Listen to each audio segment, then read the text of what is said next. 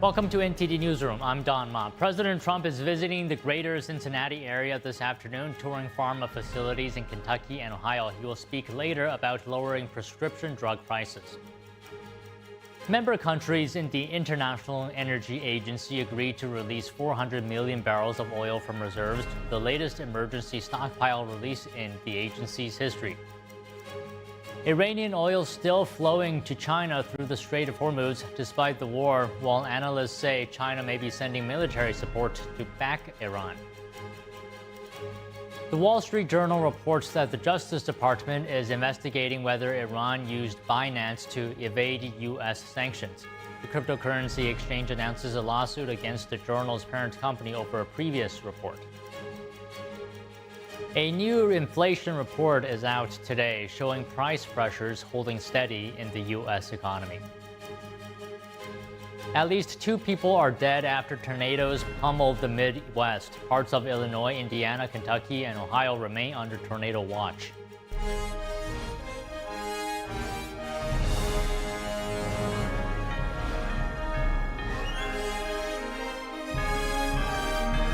This is NTD Newsroom, live from our global headquarters in New York City. Good afternoon, and thank you for joining us today. Amid the war in Iran, the International Energy Agency, or IEA, has agreed to release oil from its reserves. And this is due to market disruptions. Here's more.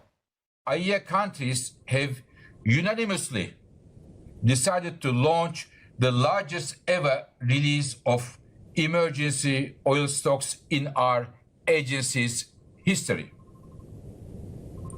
IEA countries will be making 400 million barrels of oil available. It's more than double the level released at the start of the Ukraine war 4 years ago. The IEA says it will provide more details about the release soon and continue to monitor the market situation. The agency says a return to stable flows of oil and gas still depends heavily on safe passage through the Strait of Hormuz. Oil prices dropped following the agency's statement. The IEA has 32 member states, mostly developed nations. They hold more than 1 billion barrels in reserves. Germany and Austria say they're releasing parts of their reserves. Japan also saying it will release some of its reserves starting Monday. And leaders of G7 countries are meeting online following the announcement from the IEA. French President Emmanuel Macron chairing the video call. Leaders of the UK, Italy, and Germany, as well as EU officials, can be seen attending. Macron says 400 million barrels of oil represent 20 days' worth of volume that normally moves through the Strait of Hormuz. An update on the Thai ship that was struck today in the Strait of Hormuz. 20 crew members have been rescued after the vessel was hit by unknown projectiles. Here's more. But 3 crew members remain missing. Images released today by the Royal Thai Navy show a cargo vessel engulfed in black smoke while lifeboats float nearby. The incident happened off the north coast of Oman.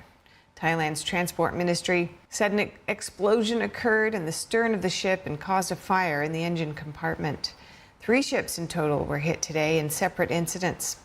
Besides a Thai ship, a bulk carrier was hit by an unknown projectile in the Persian Gulf. The crew is reported safe, and a container vessel also reported damage from an unknown projectile. Iran has warned that any ship passing through the Strait of Hormuz will be targeted. Meanwhile, U.S. Central Command is urging civilians in Iran to immediately avoid all port facilities where Iranian naval forces are operating. CENTCOM said the Iranian regime is conducting military operations at civilian ports. Under international law, civilian ports used for military purposes lose protected status and become legitimate military targets. CENTCOM warned Iranian dock workers, administrative personnel, and commercial crews to avoid Iranian naval vessels and military equipment. The U.S. military confirming that Iranian missile and drone attacks dropped sharply since the opening phase of the joint U.S.-Israeli strikes. Here's CENTCOM Commander Brad Cooper in a video message this morning. To date, we have struck more than 5,500 targets inside Iran, including more than 60 ships, using a variety of precision weapon systems. Just yesterday, we had strike waves nearly every hour from different locations and directions going into Iran. We also took out the last of 4 Soleimani-class warships. That's an entire class of Iranian ships now out of the fight. I'd characterize our strikes as being unpredictable, dynamic, and decisive. Since the first 24 hours of this campaign, Iranian ballistic missile and drone attacks have dropped drastically. But it's worth pointing out that Iranian forces continue to deliberately target innocent civilians in Gulf countries while hiding behind their own people as they launch attacks from highly populated cities in Iran.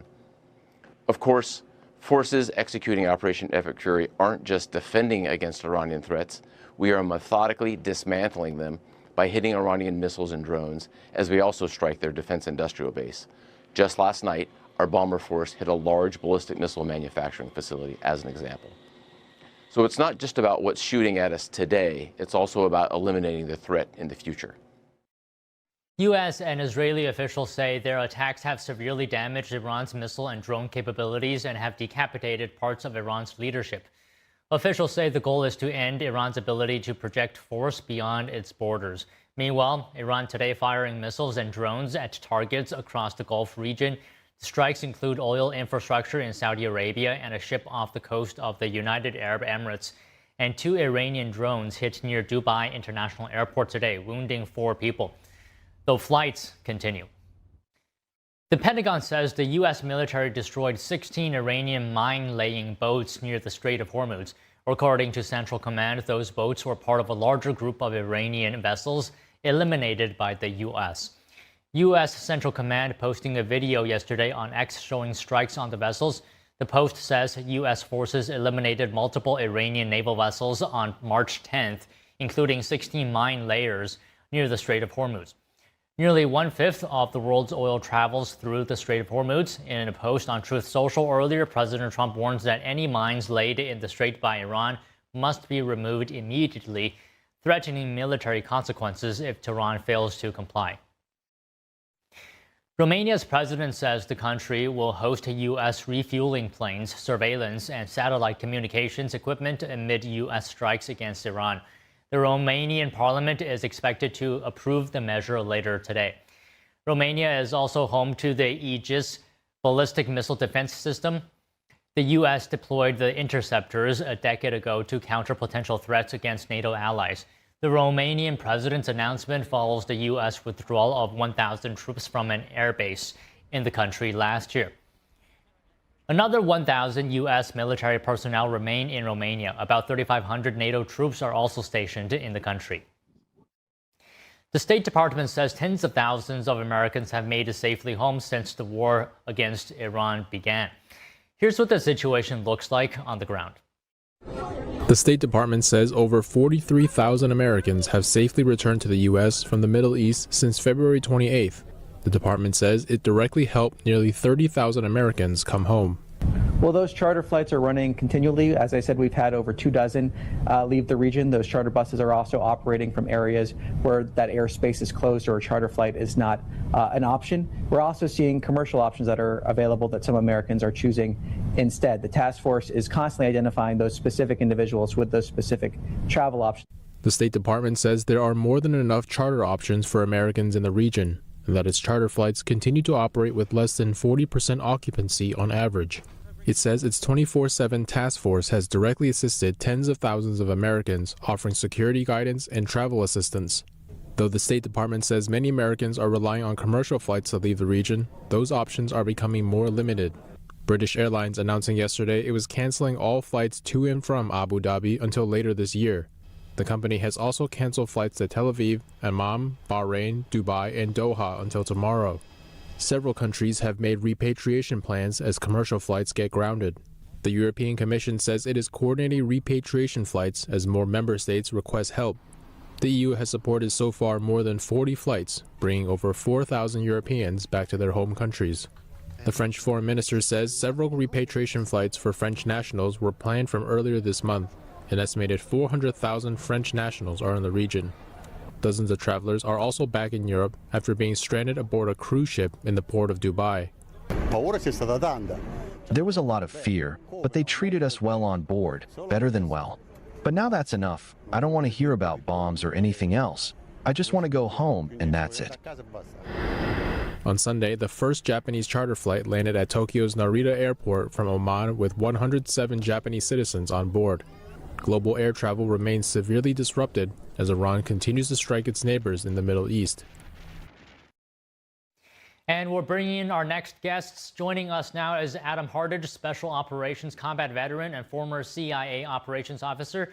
And we have geopolitical strategist Darren Gobb. He's a retired lieutenant colonel who served in the U.S. Army as a Black Hawk helicopter pilot and battalion commander.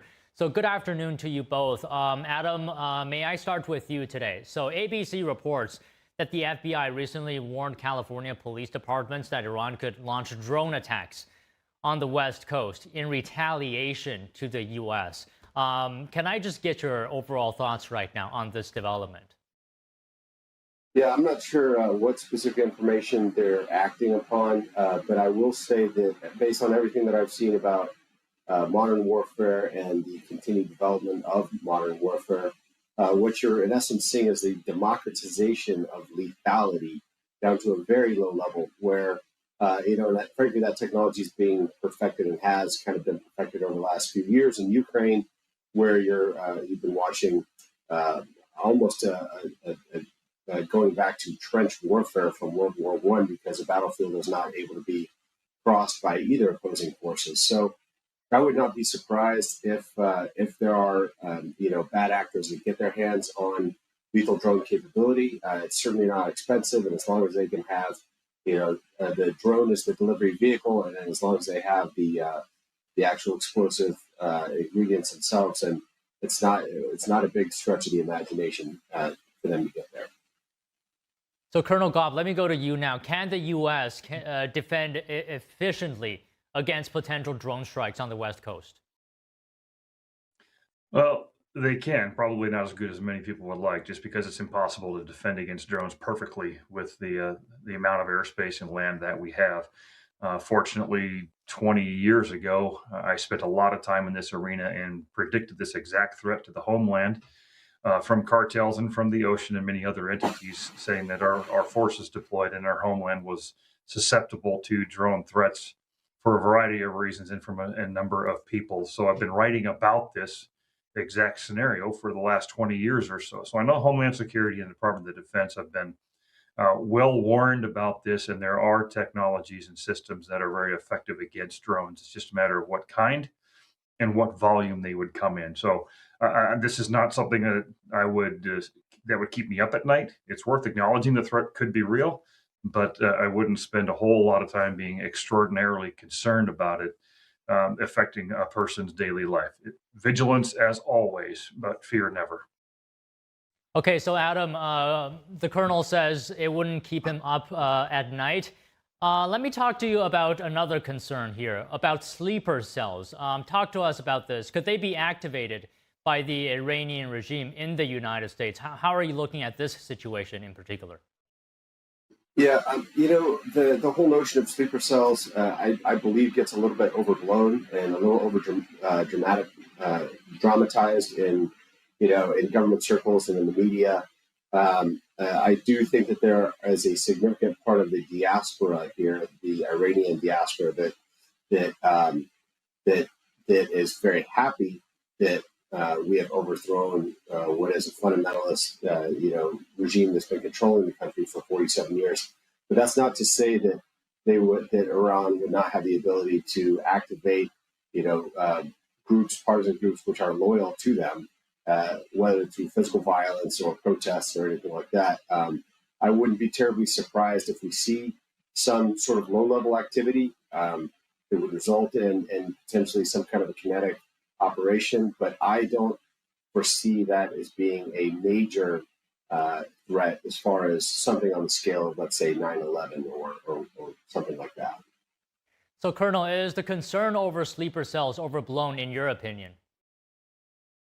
I think it can be, just because the human imagination takes something like this and automatically assumes, like Adam said, that the 9/11 style picture on your computer screen or your TV screen. So I think it's, again, and one of those things that we have to acknowledge can be real, and that those people most certainly are here because they were in Venezuela. They worked their way through Mexico to our border. But again, this goes straight back to Vigilance is warranted, but again, it's not something that I'm going to lose a lot of sleep over.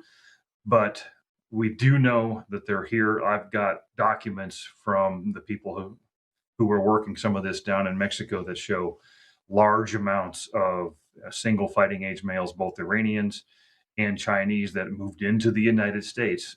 So amongst all of those, you may have 1 out of 1,000 or so people who are part of a quasi sleeper cell or something like that, it's worth noting that threat. But again, most of us can go on with our lives and probably never have to experience anything as a result of that. Okay, understood. So Adam, a few more things that we have to talk about today. We're seeing reports of the Islamic Republic Guard Corps claiming responsibility for striking 2 vessels in the Strait of Hormuz this morning. It also says it has full control of the strait. Your thoughts on this situation? Is that the case? Yeah, I think that's more of a narrative war because, in warfare, the first thing to go is going to be the truth. That's the first casualty of pretty much all war. And war is, it's deception, it's diplomacy through violence, it's all manner of things. So what ground truth is there? I think it's really best explained at the end of the day by how much shipping actually occurs through the strait. So I think the best way to cut through and figure out what ground truth is how many vessels are able to move through there. I've seen reports that several have been hit with explosive devices of some kind, unknown. So I would imagine some form of drone attack on vessels. But I know that the president is also moving U.S. resources to the region in order to defend that. And then one other piece I would say that was interesting was when you saw the cancellation of insurance policies by Lloyd's of London, and then the president moving quickly to have the Development Finance Corporation step in and fill that gap. So obviously, the president's objective is to keep commerce moving, to keep trade going, to keep the oil flowing. And people might have a negative opinion on, oil isn't that important, but that's just not the case because it's everything from, the gas in your car to the heat in your home. It's a critical resource. So obviously the Strait of Hormuz is a strategic and must be open, transit zone. So, Colonel, Iran says it has control of the waterway. How much of that can they actually back up with real action? Look at how much they're already backing up with real action in regards to their ability to dominate the Middle East and Central Asia. They're at a war on words, as Adam mentioned too. It's a narrative piece. So everything that is said, it has to be followed up with action, or what they say doesn't mean much. So that is really the measure. It is, as stated, how much is going through the straits. It's how much can Iran affect the Air Force, the airspace over their own country now. These kinds of things. And when you look at the reduction in missile strikes and drone launches and things like that, you're down to about 5% of what it used to be, and that happened very quickly. So their words don't match their ability to take action and make those words a reality. Doesn't make them not dangerous. It doesn't mean we shouldn't be vigilant in all things when it comes to clearing the waterways and continuing to keep an eye on the airspace. And it doesn't mean they're not going to keep launching things. But I do not think you're going to see Iran stop talking like they have been. But ultimately, their effectiveness and the things that we can truly measure are the message you need to pay attention to. Okay, so Adam, let me focus on this action that Iran claimed to have done, striking these vessels, because President Trump warned Iran against blocking the waterway and probably includes doing such actions. He said, quote, if they do anything bad, that would be the end of Iran, and you'll never hear the name again. I just thought this was an incredible statement. What do you think is going to happen next, then, given the fact that Iran did this? Yeah, talk about an escalation of rhetoric. Those are pretty serious fighting words right there. I don't think that it's in anybody's best interest, including the U.S.'s, to see broad casualties across the Iranian population. I don't think that is the intent within the administration. I think the intent is liberation, but also we know that President Trump is a very, very very tough negotiator, and when he is willing to use any of the tools that he has at his disposal to achieve his desired end state and outcome, which in this case obviously is regime change, which has already been obviously quite successful. But what comes out of that, whether or not we have a stable Iran that returns to the good times that it was prior to the religious revolution, I don't know. I can't really make much of a prediction there, but I do think that the offensive capabilities and the actions that have been taken have been so devastating towards Iran as to almost have decimated their offensive capability at this point. So it may be a moot point, I guess is what I'm saying. Okay, so Colonel, I very much want to hear your thoughts on this, that President Trump said you'll never hear the name Iran again. Well, at some point in the future, I'd also like to not hear the name Iran again. I'd love the people to take back their own country and change their name back to Persia. And that would be the reason why I would like to see that. But I agree that the entire mission here, the entire point is not to go in there and create some sort of mass casualty event and across the population of Iran. That would be counterproductive in the first place and not in keeping with our actual goals and objectives. Our conflict is with the radical Islamist so-called leaders of Iran who have a messianic zeal to destroy the nation of Israel, create a lot of problems around the Middle East and Central Asia, and frankly have been coming after the United States for 47 years, even as far as putting Hezbollah into Venezuela and the islands to the north of that location. So what we need to be able to do is really, frankly, remove that dictatorship, provide the people of Iran their best opportunity they've ever had in decades to take back their country and create something free and prosperous. Even if it's short of democracy, it doesn't matter. If it can be a good neighbor and take part in world trade, take part in things that are important for their own folks, that's what's important. And everything I have heard tells me that that's the goals they're following. Trump can be a little hyperbolic in his languaging at times, but I think he's just trying to make sure that he displays that strength and shares that message directly to the Iranian dictators, but not necessarily as much to the Iranian people initially, although I'm sure they'll hear it and take it as the message it is. And frankly, that's that we're on the side of the Iranian people, but not in favor of their government and their military. All right, one more subject I want your guys' thoughts on. So, Adam, an exclusive report by the Epoch Times features China insiders saying that Beijing's afraid of this war could spur an uprising, that the Chinese Communist Party officials are scrambling to ensure loyalty, and that internet traffic is being restricted about regime change. And this is according to this Epoch Times report. Just your reaction upon hearing this, Adam. Yeah, well, I know that China has got a very long-term plan and obviously has been a threat towards Taiwan for a long time. It's a very sensitive diplomatic issue. I do understand that. I would say that the Chinese leadership probably is a little bit nervous about the will of this president being able to and willing to take action against regimes that are threatening either America's interests or America's allies, and certainly Taiwan is one of those. I would like to see nothing but a peaceful continuation of the status quo and even recognition of Taiwan as a sovereign nation.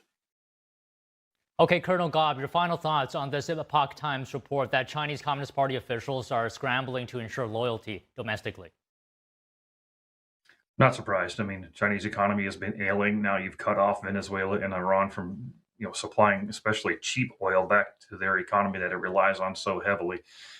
Chinese people are no doubt seeing this as another strike against their economy again, and a weakening of the regime that's had a lot of internal politics as well that have not helped either. And President Xi may or may not have the power that he thinks he does. So they're going to, keep the fence up around their people in order to make sure that loyalty remains so the regime can stay in place.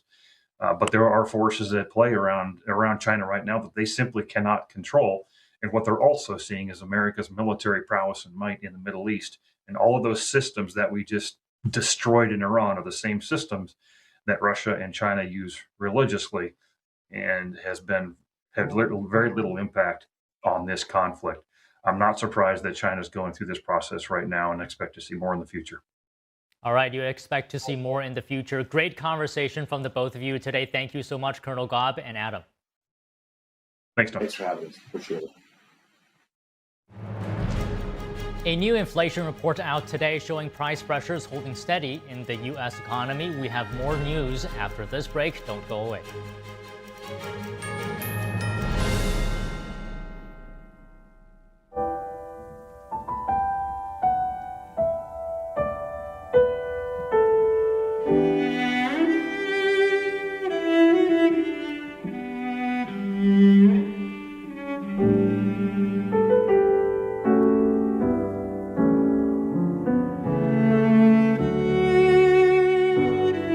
大提琴不仅仅是一件乐器，它是有生命、有感情的，需要我们精心的照顾。往往我们一个小小的动作，可能都会对人情绪产生微妙的影响。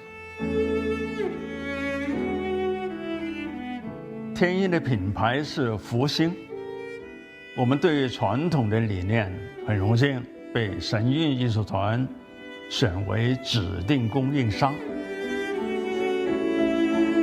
时间是酿造音色的不可替代的陪伴。我跟大提琴已经有60多年的友情了，每一把琴都有它自己的个性，熟悉它，才能真正发挥它的潜力。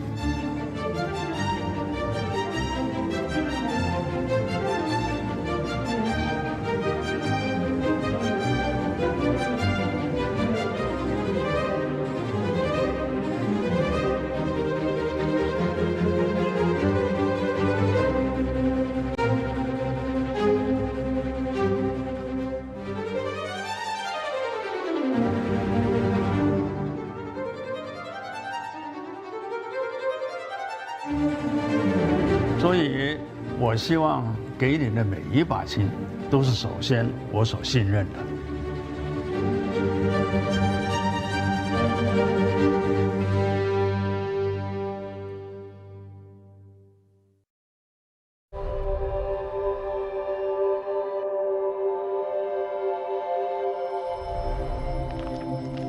My 15-year-old son, Ethan, and I had a fun and relaxing morning. We returned home, and Ethan walked to his best friend's house an hour later. I heard the ambulance scream by the street, carrying my beautiful boy. Ethan was shot in the head in his best friend's house with an unsecured gun. He had 0 chance of survival. The father, the gun owner, he stored his 3 guns and bullets in a shoebox. How do you feel? That has to be the most horrific experience that a human could ever have. David, would you give any advice? First thing you do is not keep your ammunition with your weapons, and that your weapons need to be locked at all times.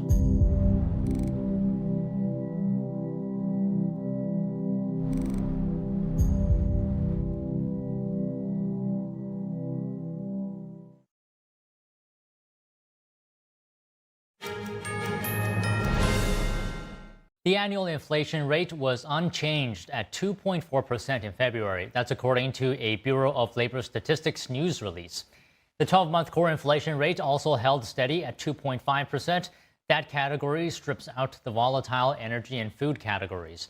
Both readings were in line with economists' expectations. Prices rose modestly for housing and services, while some goods, including used cars and auto insurance, declined. The data was compiled before the recent oil price spike linked to escalating tensions involving Iran as the war continues. All eyes will be on next month's Consumer Price Index report. President Trump says the U.S. will build a new oil refinery with funding from India's largest private energy company, Reliance Industries. The refinery in Brownsville, Texas, will be the United States' first new facility in 50 years. In a Truth Social post, the president called the $300 billion deal historic, thanking Reliance Industries for its investment. America First Refining is in charge of the project at the southern border. The company says when fully operational, the refinery will offset $300 billion in the U.S. trade deficit with India. The company's chairman and founder says the refinery will be designed specifically to process American shale oil. Many U.S. Gulf Coast refineries are currently unable to process light sweet crude oil from fracking shale fields. An individual is in custody after driving a van through a White House barricade early this morning.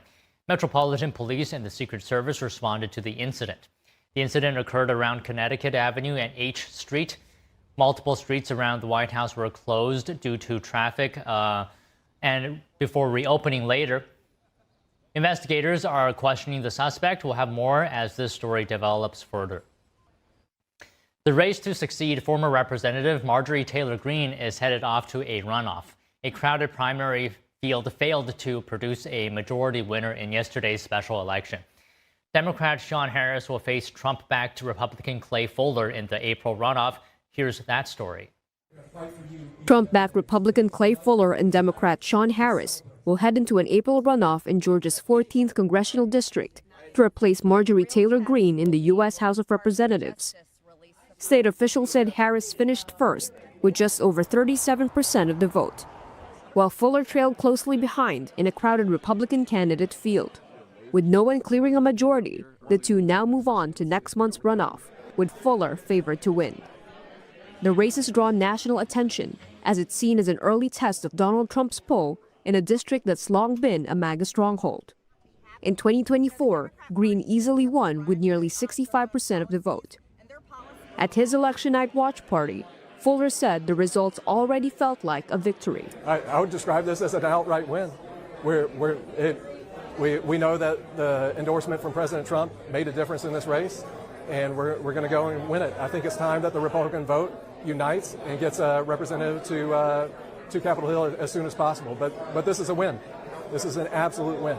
Harris, meanwhile, believes he can still break through in the district. I don't have anything to lose, and the people now know me, they trust me, and they say, you know what? This is the only person in the race that's talking directly to me, talking about kitchen table issues, and he said very clearly that, hey, when I go to D.C., I'm a Democrat, but I'm not tied to a party where versus my opponent, the first thing comes out of his mouth is, I'm going to D.C. to help Donald Trump. When somebody tells you they're going to help Donald Trump, they basically say that everybody else in this district don't count. The winner of the April runoff will serve through the end of 2026. However, they will have to campaign again for the full 2-year term starting in January, beginning with a May primary that could bring many of the same challengers back into the race. At least 2 people have been killed after tornadoes tore through parts of Illinois and Indiana. The region saw rain, hail, and strong winds as several supercell thunderstorms moved across northern parts of the states. Local officials say some residents were trapped in damaged homes and had to be rescued. The severe weather left many roads impassable and knocked down dozens of utility poles. Parts of Illinois, Indiana, Kentucky, and Ohio were under a tornado watch this morning. More than 2 million Americans were at a moderate risk of severe weather in Illinois and Indiana. Here's more. There it is, right there. This is right here, River Road area. A massive tornado ripping through the Kankakee, Illinois area Tuesday evening. Everybody, get in, get downstairs if you're out here. Stay safe. People in their cars are crazy. I'm going downstairs now. Hi, guys. Part of a widespread outbreak of severe weather tracking across the central U.S. overnight Tuesday into Wednesday. Before that tornado in Kankakee, the same tornadic supercell produced a twister near Pontiac, Illinois. The supercell moved east across towns from central Illinois through northern Indiana. We have an area that a lot of homes and businesses have been hit. Power lines are down everywhere. Injuries so far have been reported as being minor injuries, but the home damage is pretty significant. The severe weather also included hail, some of it reportedly more than 5 inches in diameter in Illinois, which could set a new state record. Texas also seeing large hail, some of it reportedly baseball-sized. The Lone Star State also seeing at least 1 tornado and tens of thousands of power outages.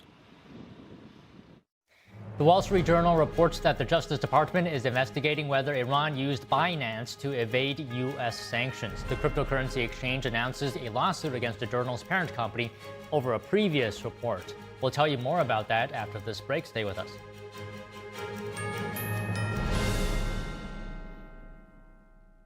Hi, I'm Susan Lucci.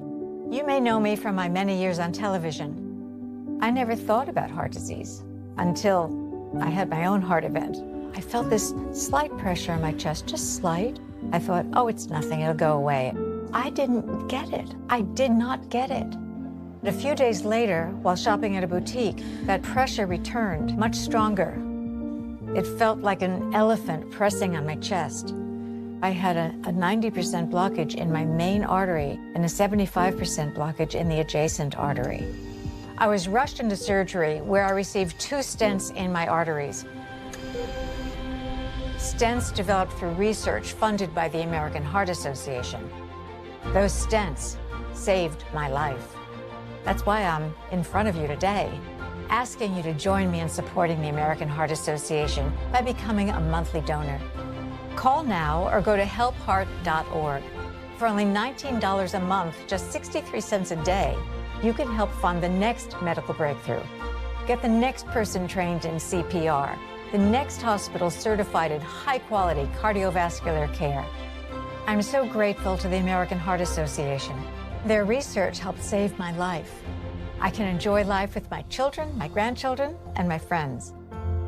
Heart disease is America's #1 killer, and your support now can help save your life or the life of someone you love.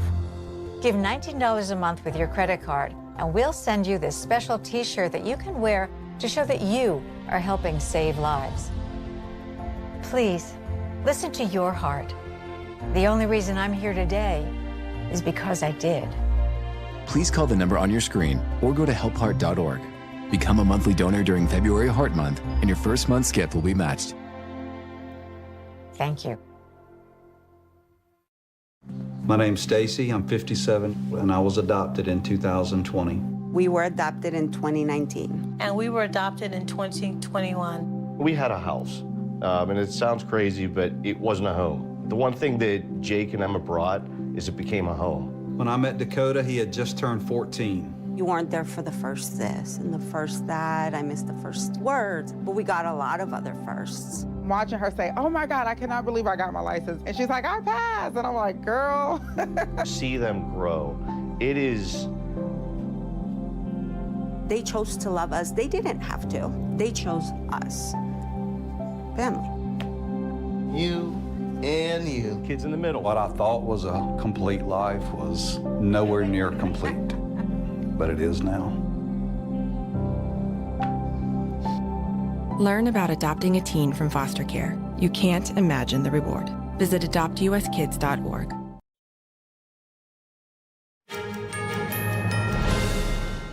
The Wall Street Journal reports that the Justice Department is investigating whether Iran used Binance to evade U.S. sanctions. The report comes as the cryptocurrency exchange sues the journal's publisher over a previous report. The investigation comes after Binance pleaded guilty in 2023 to violating money laundering and sanctions laws.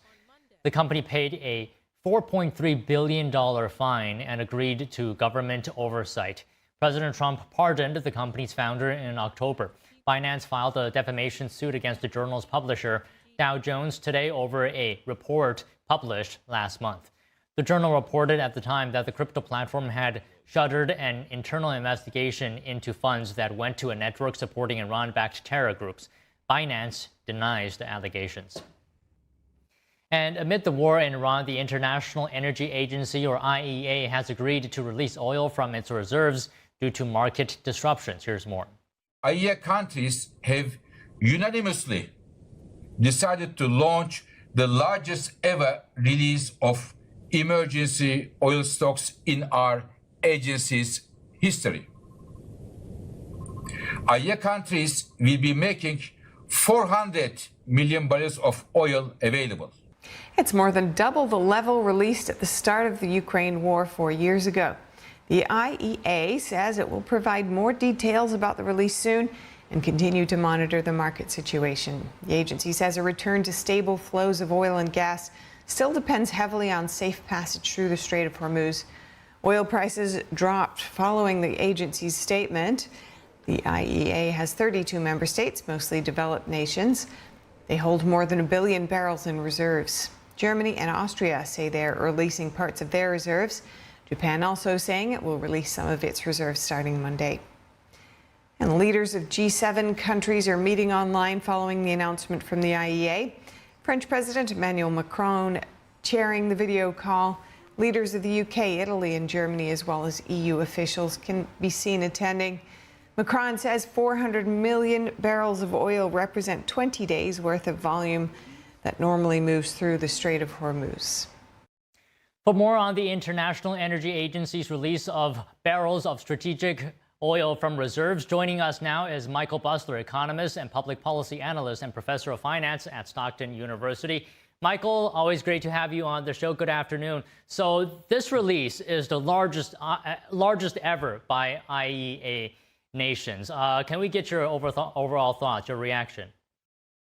Yeah.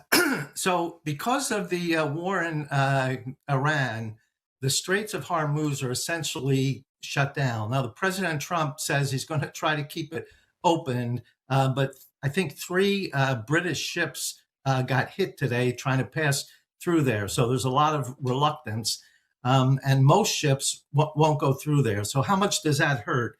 About 20 million barrels a day flow through the Straits of Hormuz. And that's about 20% of the world's total supply. So 20 million barrels a day not getting through, and they released 400 million. So that's about a 20-day supply.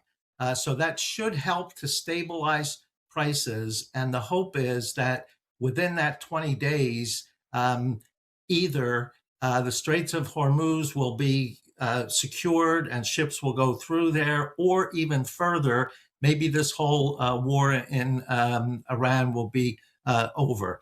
Either way, this does a lot to help keep prices down. Now, it'll take a little while for it to filter through, and we don't know how long this Iran conflict is going to last. But in 2022, they released a little less than half of that, about 180 million barrels when Russia invaded Ukraine, and that did tend to help stabilize prices. So it's a positive move in the short term until this Iran conflict is resolved.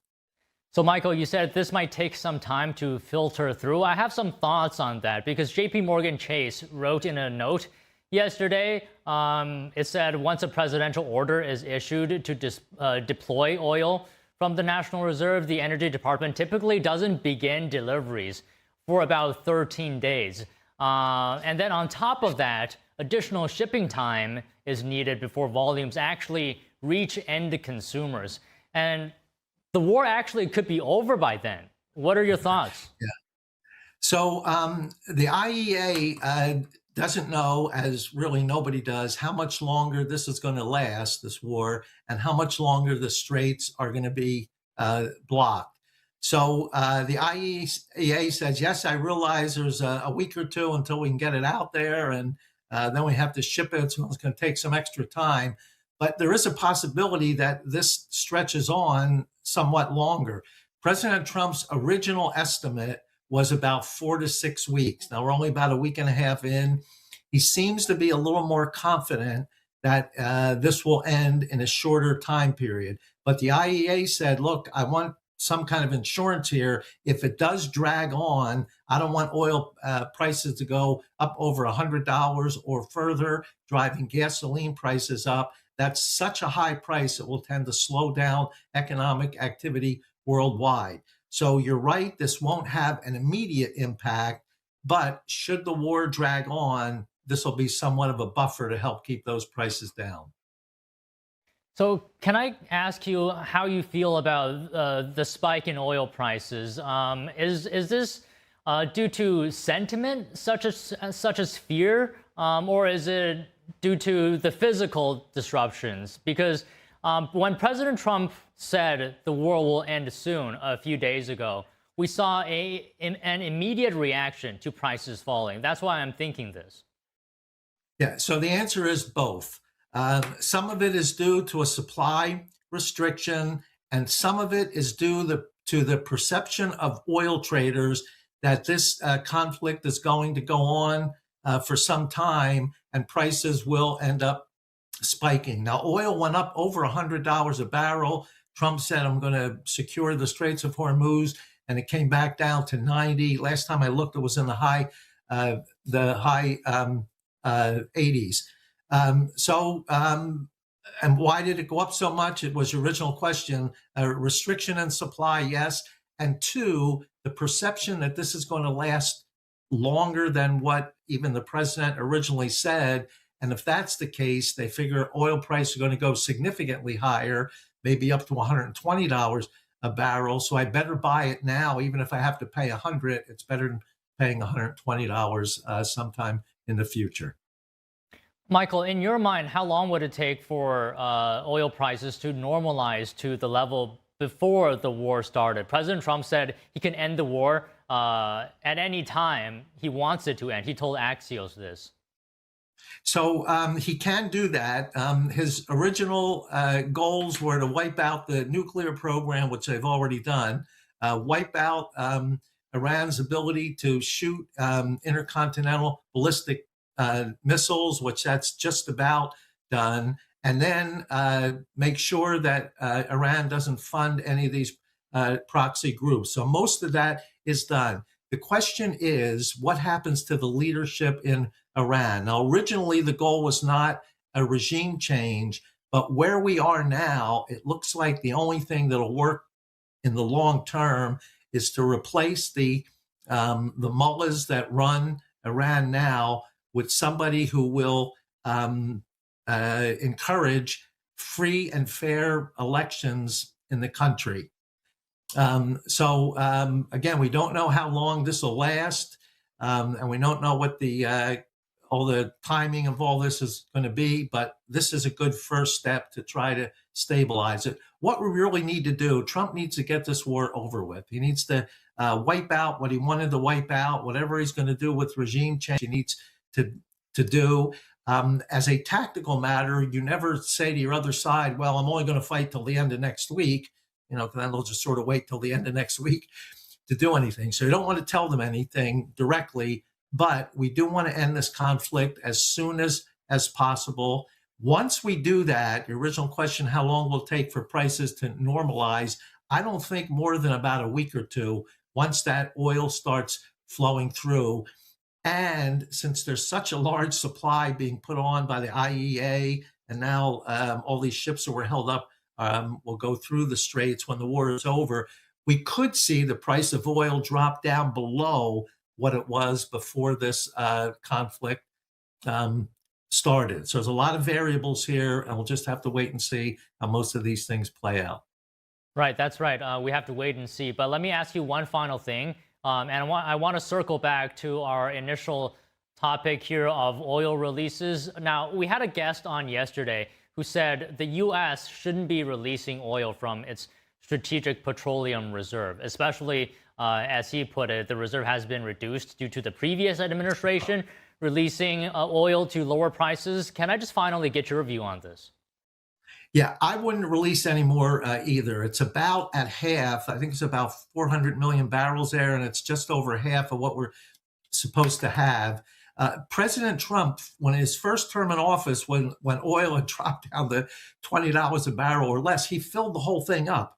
So it was very inexpensive for us to get our oil reserve up to where it should be. President Biden, mostly for a political move, wanted to get the price of gasoline down before the midterms in 2022. So he ended up releasing a lot of that. And now we haven't put it back.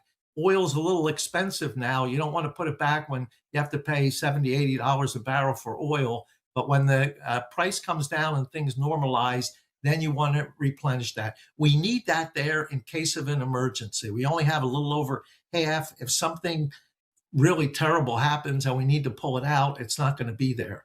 It's made to be there for emergency purposes. Having gas prices go up is not an emergency that we should use that for. Okay, well said, Michael. Always enjoy speaking with you. Thank you for your time. Always my pleasure. Iran continues to send large amounts of crude oil through the Strait of Hormuz to China, despite the ongoing war. According to tanker trackers, nearly 12 million barrels of Iranian oil have passed through the critical waterway since the war began. Here's more details on that. That includes a supertanker carrying 2 million barrels on Monday. Ship trackers show that some vessels have successfully navigated the strait by registering as Chinese-owned with Chinese crews. Others report similar arrangements or protections, including Turkish ships. Analysts suggest Beijing may have reached a deal with Tehran in exchange for petroleum, supplying Iran with military equipment and intelligence. Iranian ships recently departed from the Gaolan port in southeastern China. The Washington Post reporting that Gaolan is a loading port for chemicals, including a key precursor for solid rocket fuel that Iran needs for its missile program. Iran has also shipped gas and oil products, with at least 11 other tankers reaching China since February 28th. The Trump administration says it's reopening global entry at U.S. airports today. More on that after this break. Stay with us.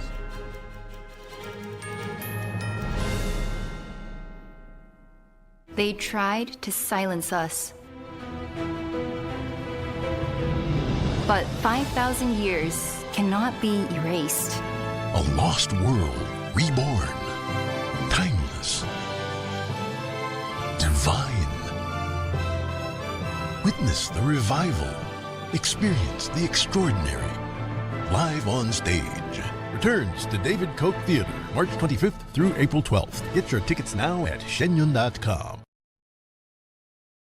At Mathis Home, we have your style in stock now during the Spring Style event. Whatever you're looking for, we have what you need for your perfect bedroom. This plush queen upholstered bed is a great example. It's a hot buy at just $5.99. From traditional to modern or anywhere in between, we can help you find the matching pieces and accessories to fit your own personal style, all at great values. Come find the look that's right for you during the Spring Style event at Mathis Home. But we were hit probably less than I thought, and we'll be back on track in a pretty short while. Prices are coming down very substantially. Oil will be coming down. That's just a matter of war. That happens you can almost predict it. I would say it went up a little bit less than we thought. It's going to come down more than anybody understands. Do you have any questions, Peter? Yes. You just said it is a little excursion, and you said it is a war. So which one is it? Well, it's both. It's both. It's an excursion that will keep us out of a war, and the war is going to be. For them it's a war. For us, it's turned out to be easier than we thought. But think of it, they had thousands of missiles, 7,000, 8,000 missiles. We got many of them before they got to launch. They have drones all over the place. We got many. Now we're knocking out the drone plants, as you know, going fast. They started talking about mines, so we hit 28 mine ships as of this moment, 28.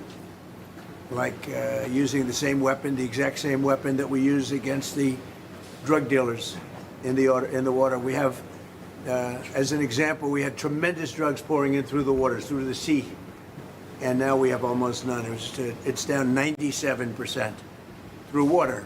Now we'll do it through land. The land is easier than water. But this is a great honor being here. It's a great company. I've known it for a long time, and you have done a fantastic job. And I'd like to congratulate you. Thank you. It's the colleagues' work. See the colleagues. Talks about it.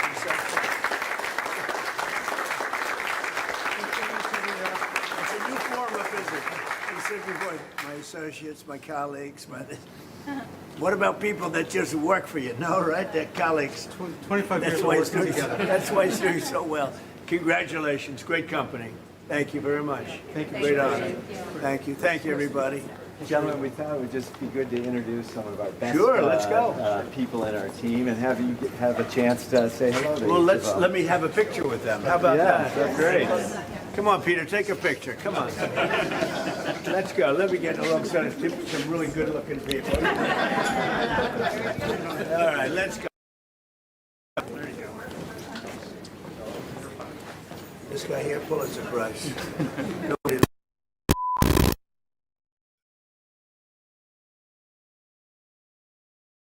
And you were just watching President Trump at the Thermo Fisher Scientific facility in Cincinnati right now. He's expected to highlight efforts to lower prescription drug prices, and he was just taking reporter questions just now.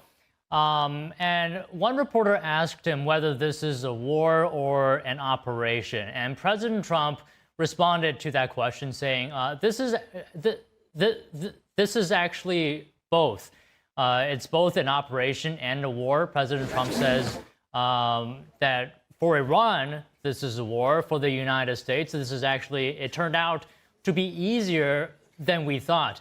And as you can see now, President Trump at the facility, he's taking photos with some of the people he's expected to meet. And according to a White House note, the president will actually be meeting with several people, and those people include Governor Mike DeWine, Mark Casper, Chairman and CEO of Thermo Fisher Scientific.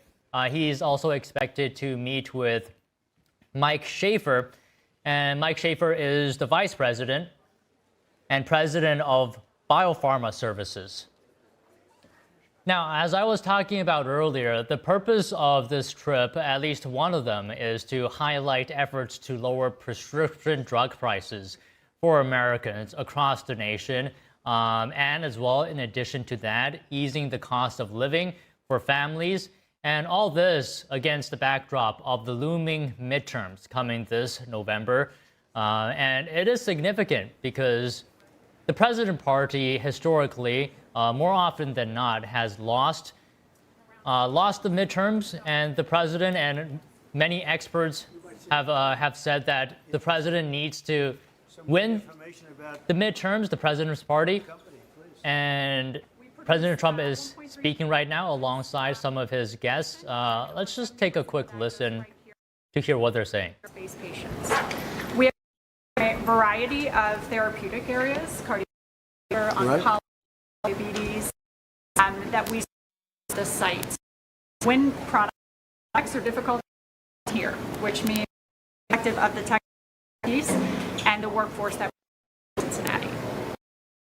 We are right, and we're taking this away from as we try to stabilize the signal here. I was saying earlier, President Trump is doing this, engaging in this trip ahead of the midterms, and many analysts have said, and people I have personally spoken to say that President Trump needs to, and his party needs to win the midterms so that he can carry out his entire agenda for the entire 4 years of his term instead of facing obstacles the remaining two years. Now, a little bit background information. A little bit more information on the facility, but President Trump is speaking right now, so let's hear what he has to say. They're all coming in building many factories, but they're up here faster, and at some time in the future they'll probably be doing a little bit of what you're doing, maybe a lot, but in the meantime they can get here a lot faster by using this great company and other companies like this, but this great company, right? Thank you. Good job. Thank you very much. The other thing I would add is we are deeply invested in the community here in Cincinnati. We focus on all of our employees live here. We raise our families here. We're focused on job development here. We partner with local universities as well as trade. In this facility, you have everything from high school graduates all the way to PhDs. Al and I are both examples of a co-op program right out of university. Thermo Fisher very much develops talent. And I spent 3 summers in the Queen City. Do they still call it the Queen City? Yes, they do, sir. In the Queen City, and it was a great experience with my father. I was very young, and we had a little apartment house here, a little complex called Swifton Village. Yep. And it worked out very well, so it was good. It's always good to get off to a good start, right? We got to do a good start. If you don't do a good start, it gets a lot more difficult. But it was a great experience. I love Ohio. And Kentucky we're going to also, you know. We love Kentucky. And we won them both by a lot. I think we can, absolutely without question, we can say by a landslide. And it's great to be back. Thank you. It's great. Thank you very much. And Dr. Oz is here, one of our real stars. Mr. President, do you want to share with our buddies at Thermo Fisher about most favored nation pricing and why this is so important to your country? So in the whole world, we were paying the most for drugs. We were paying more than any other nation by far. And I don't mean by a little bit, like double, triple, quadruple. I use it just as a basic example. A pill that would cost in London $10 could cost $100 in New York. And through a lot of talent and Dr. Oz too, and some of his people, they're incredible. But I dealt with countries and with the pharmaceutical companies.